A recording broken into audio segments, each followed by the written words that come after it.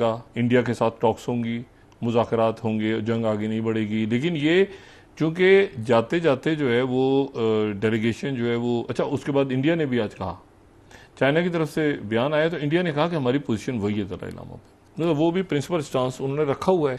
और ये तो इन्होंने अपनी ताकत बिल्कुल दिखा दी दुनिया को कि भाई हमारे साथ बात। अब इनका आगे क्या मुतालबा होगा अगर ये भारत से लगातार अपने संबंध सुधारने में लगा हुआ है, लेकिन भारत अच्छे से जानता है चीन का धोखेबाज रवैया। एक बहुत बड़ी डेवलपमेंट आपके सामने रख रहे हैं।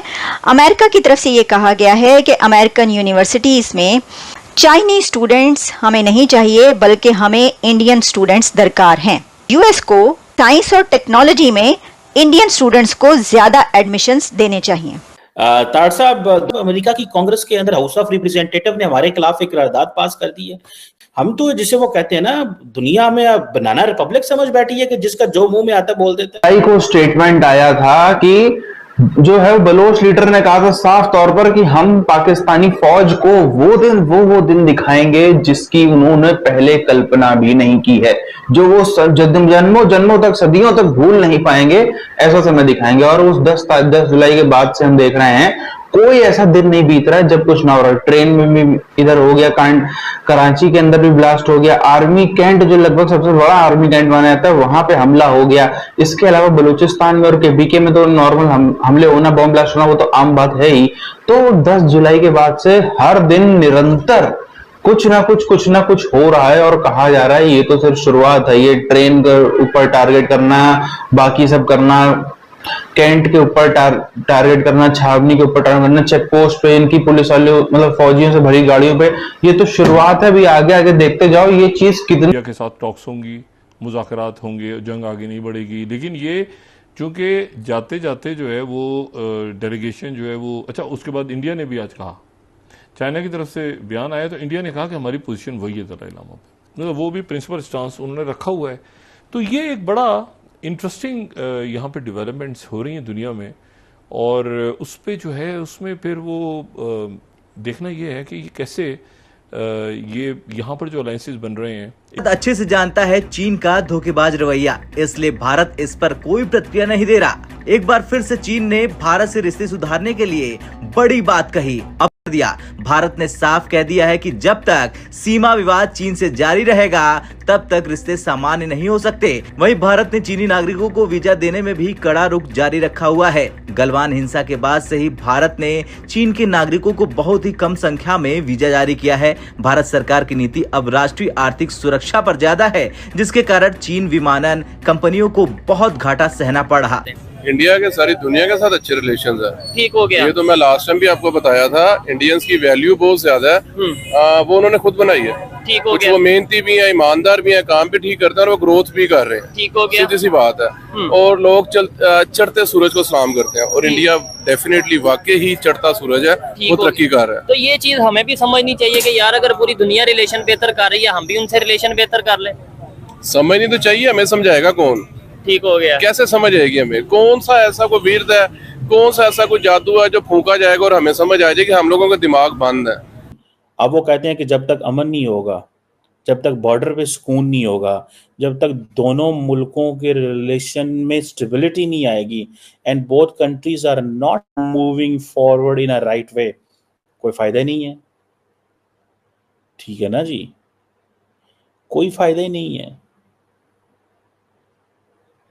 अब इंडियन्स क्या करते हैं, उनके पास तो अथॉरिटीज हैं। अब चाइनीज जो हैं कंपनियां, वो अपनी हुकूमत को कहती हैं, हुकूमत जो है वो कहती है जी हमने उनको कहा है, वो लिफ्ट ही नहीं करा रहे जी। जो दरमियान में क्लाइमेट चेंज और बहुत कुछ हो रहा है, तो उसको सबको छोड़ के आखिर में फिर ये अफसोसनाक सानहा जो कल हुआ सवात में, ये आपके सामने आए, जहाँ पे एक जुनूनी हजूम जो है वो एक शख्स को घेर ले और फिर जो कुछ हुआ उस पर हम अफसोस कर सकते हैं, मजम्मत कर सकते हैं। ग्रास रूट लेवल पे जाके, ये ऊपर बैठ के जो है ना बयानात देने से कुछ नहीं होगा जब तक ग्रास रूट लेवल पे जाके, ग्रास रूट लेवल पे लोगों को नहीं समझाया जाएगा कि ये पागलपन जो है, ये खुदा का वास्ता लोगों को पकड़ के जो जला देते हो। राइट, अभी तो चाइना आ गया है, लेकिन आने वाले वक्तों में इंडिया आगे चला जाएगा। ठीक है। अब आप पूछे कैसे? कैसे? कैसे है कि आप अभी इकोनॉमिकली ग्रोथ देखें किसकी ज्यादा है, हाँ ठीक है, ज्यादा ग्रोथ कौन कर रहा है और इंडिया आगे क्यों चला जाएगा। देखें चाइना ऑलरेडी नंबर 1 प्लेस पे है, ठीक हो गया, दौड़ है, ठीक है, इंडिया नंबर 2 पे है। ठीक हो, इंडिया चाइना की गलतियां देख रहा है, ठीक कौन हो, कौन सी मैंने गलती कैसे नहीं करनी और किस रास्ते से मैंने कैसे जाना है। ठीक हो गया, इसलिए इंडिया की तरक्की करने की स्पीड ज्यादा ठीक है है। और आने वाले कुछ दिनों में इंडिया चाइना को क्रॉस कर और जाएगा, एक जो एक ट्रूथ है। नहीं रहे। भारत कहता कुछ नहीं है, लेकिन बहुत सारे ऐसे फैसले इस वक्त हमें होते हुए नजर आ रहे हैं कि जिसमें भारत का फायदा हो रहा है। चीन का नैन्सी पेलोसी के दौरे पर अमेरिकी सफीर को तलब करके एहतजाज। एक बहुत बड़ी डेवलपमेंट आपके सामने रख रहे हैं। अमेरिका की तरफ से ये कहा गया है कि अमेरिकन यूनिवर्सिटीज में चाइनीज स्टूडेंट्स हमें नहीं चाहिए, बल्कि हमें इंडियन स्टूडेंट्स दरकार हैं। Deputy secretary of state Kurt Campbell ने यह कहा है कि यूएस को साइंस और टेक्नोलॉजी में इंडियन स्टूडेंट्स को ज्यादा एडमिशंस देने चाहिए। चाइनीज स्टूडेंट्स की बड़ी तादाद अमेरिकन यूनिवर्सिटीज में पढ़ती है, लेकिन कर्ट कैम्बल का ये कहना है कि चाइनीज स्टूडेंट्स को आप अमेरिकन यूनिवर्सिटीज में जगह दें, लेकिन आर्ट्स के सब्जेक्ट्स में। इसकी वजह यह है कि उन पर ट्रस्ट नहीं किया जा सकता और अमेरिका को ये शक है, बल्कि उनको ये यकीन है यहाँ पर कि चाइनीज स्टूडेंट्स अमेरिका में आकर तालीम हासिल कर रहे हैं और उन्होंने साइंस सब्जेक्ट्स में एडमिशन ले रखे हैं। मोदी साहब करते हुए इस तरीके से इन फैसलों में तो वो शामिल नहीं है, लेकिन जो बड़े बड़े फैसले हो रहे हैं उसमें हमें नजर आ रहा है कि भारत की जीत होती हुई नजर आ रही है।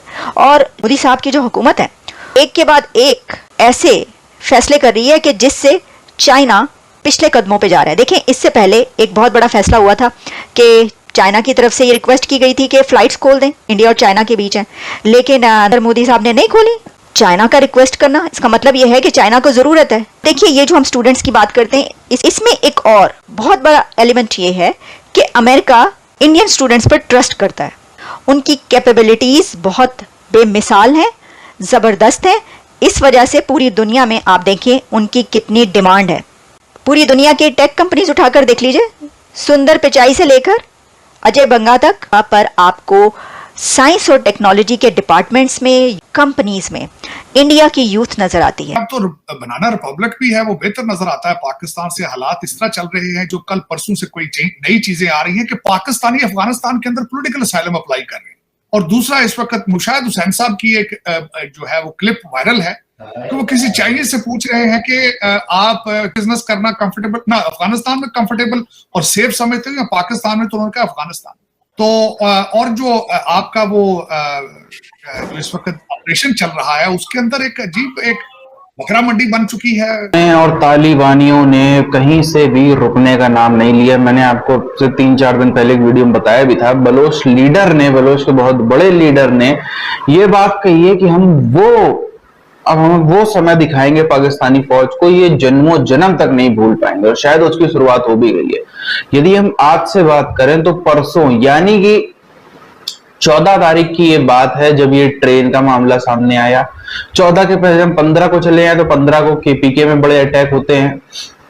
उसके एक दिन पीछे चले जाएं तो लगातार यानी कि 12 और उसके भी एक दिन पीछे यानी कि 11 से लेकर 13 तारीख तक में बलूचिस्तान के अंदर 3 दिन में बड़े अटैक्स होते हैं। तो यानी कि हम देखें तो पूरा का पूरा हफ्ता ये चल ही रहा है। आज भी सुनने में आ रहा है कि आज भी जो है वो कराची के अंदर मामले हुए हैं। परसों या नरसों की बात है जो कराची के अंदर एक और ब्लास्ट हुआ था। तो हर रोज पाकिस्तान के सिंध क्या विशेष तौर पर कराची, बलूचिस्तान और केपीके, इन 2 राज्य और एक शहर में जो है बहुत ही ज्यादा गतिविधियां हमको देखने को मिल रही है। जो एक फाइटर मूवमेंट है ये बढ़ के आ रहा है। अच्छा, मैं तो इनको जो बीएलए वाले हूँ, टीटीपी वाले, मैं तो इनको जो है वो रेबल्स कहता हूँ। बीएलए वालों को रेबल्स और टीटीपी वालों को फाइटर्स।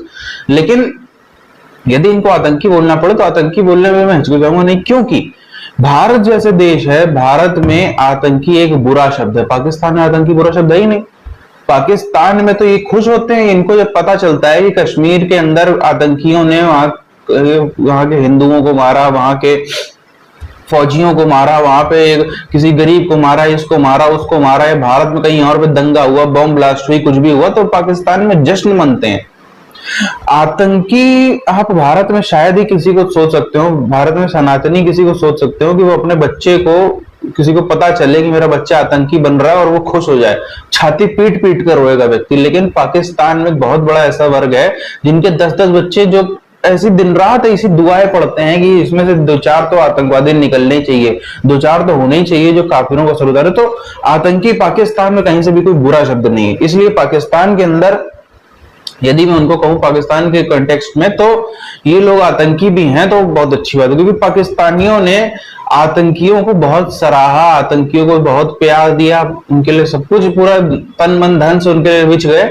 अब वही आतंकी जो है इनको भी दूसरे तरह के आतंकी, इनको भी इनके जो कर्म है उसका फल की सजा दे रहे हैं। जो इन्होंने बलूचिस्तान में कांड किए, जो इन्होंने तालिबान वालों के साथ में धोखाधड़ी फ्रॉडबाजी की, सबकी सजा आज इनको मिलती हुई साफ तौर पर नजर आ रही है।